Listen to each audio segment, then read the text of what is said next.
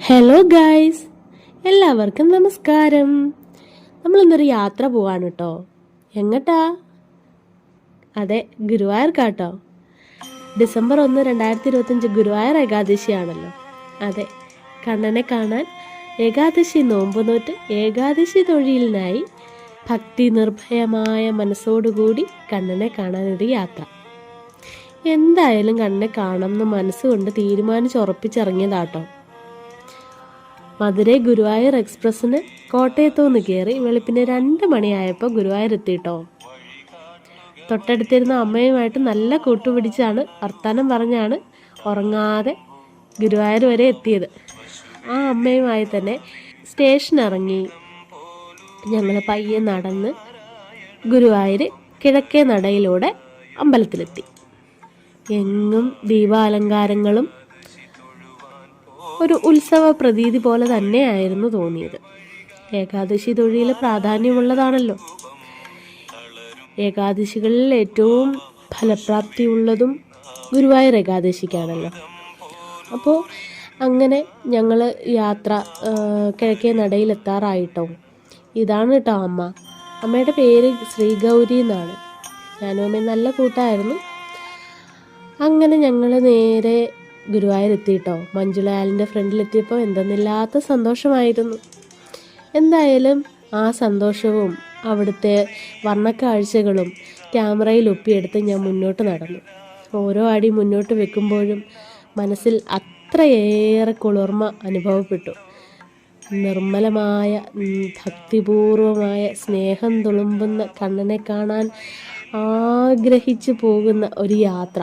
എന്ന് ഗുരുവായൂർക്ക് പോയാലും ഇതേ എക്സൈറ്റ്മെൻ്റ് ആണ്. എപ്പോൾ ആ ഗുരുഭവനപുരിയിലെത്തിയാലും ഭഗവാനേ കൃഷ്ണ ഗുരുവായൂരപ്പ, പ്രധാന ഗോപുരവാതിലാണ് കേട്ടോ. ഓം നമോ നാരായണായ, കൃഷ്ണ ഗുരുവായൂരപ്പ ഭഗവാനേ. ഓരോ ശ്വാസത്തിലും നിൻ്റെ നാമങ്ങൾ ഉച്ചരിച്ചുകൊണ്ടാണ് മുന്നോട്ട് യാത്ര വന്നുകൊണ്ടിരിക്കുന്നത്. നടപ്പന്തലിനോട് മുന്നോട്ട് നീങ്ങുമ്പോൾ ഇടതുവശത്ത് ഏകാദശി ക്യൂ കാണുന്നുണ്ട്.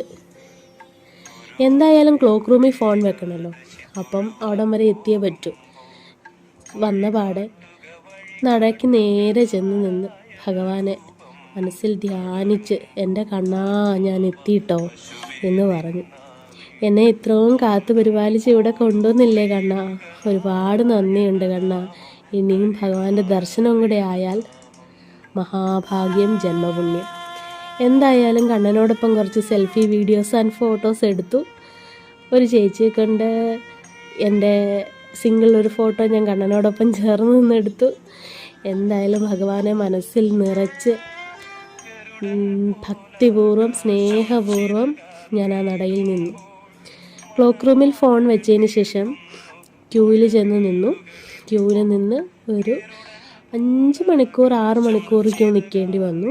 ഏകാദശിയിൽ ദർശനം കിട്ടി. കണ്ണനെ നന്നായി മനം കുളിർക്കെ ഭഗവാനെ തൊഴാനും കണ്ണാന്ന് വിളിച്ച് എൻ്റെ എല്ലാ കാര്യങ്ങളും ഭഗവാന്റെ സാഷ്ടാംഗം തൃപ്പാദങ്ങളിൽ സമർപ്പിക്കുവാനും എനിക്ക് സാധിച്ചു. എൻ്റെ കണ്ണൻ എന്നെ കണ്ണൻ്റെ അരികിൽ എത്തിച്ചതാണ്, അതെനിക്കറിയാം. അപ്പോൾ അങ്ങനെ തൊഴിലൊക്കെ കഴിഞ്ഞ് ഉച്ചയോടടുത്ത് ഞാൻ തിരിച്ചു പോരുവാട്ടോ. 1:30 ആയപ്പോൾ ഗുരുവായൂരിൽ ഞാൻ ഇറങ്ങി. പോരുമ്പം ഇനി എന്നാ കണ്ണാ എന്നൊരു ചോദ്യം മാത്രം ചോദിച്ചിട്ട് എന്തായാലും കണ്ണൻ പറയുമ്പം ഞാൻ എത്തിയിരിക്കും എന്ന് പറഞ്ഞിട്ട് തിരിച്ചു പോരുവാണ്. തിരിഞ്ഞ് നടക്കുമ്പോൾ ഞാൻ തിരിഞ്ഞ് നോക്കാറില്ല കേട്ടോ. തിരിച്ചു പോരുമ്പം കണ്ണാ ഇനി എന്നാ എന്ന് അധികം താമസിക്കല്ലേ എന്നിങ്ങനെ പറഞ്ഞു വെച്ച് തിരിഞ്ഞിങ്ങി പോരും. തിരിച്ച് മഞ്ജുളയാലിൻ്റെ അവിടെ എത്തി. അവിടുന്ന് ഞാൻ തൃശ്ശൂർക്ക് പ്രൈവറ്റ് ബസ്സിൽ തൃശ്ശൂർക്ക് വന്നു. തൃശ്ശൂരിൽ നിന്ന് റെയിൽവേ സ്റ്റേഷനിൽ 3:30 കേരള എക്സ്പ്രസ്സിന് സീറ്റ് കിട്ടി. ഭഗവാൻ വളരെ കെയർ ചെയ്താണ് എന്നെ വീട്ടിലെത്തിച്ച്. 6:30 ആയപ്പോൾ ഞാൻ കോട്ടയത്തെത്തി. നാരായണ നാമം നാരായണ നാമം.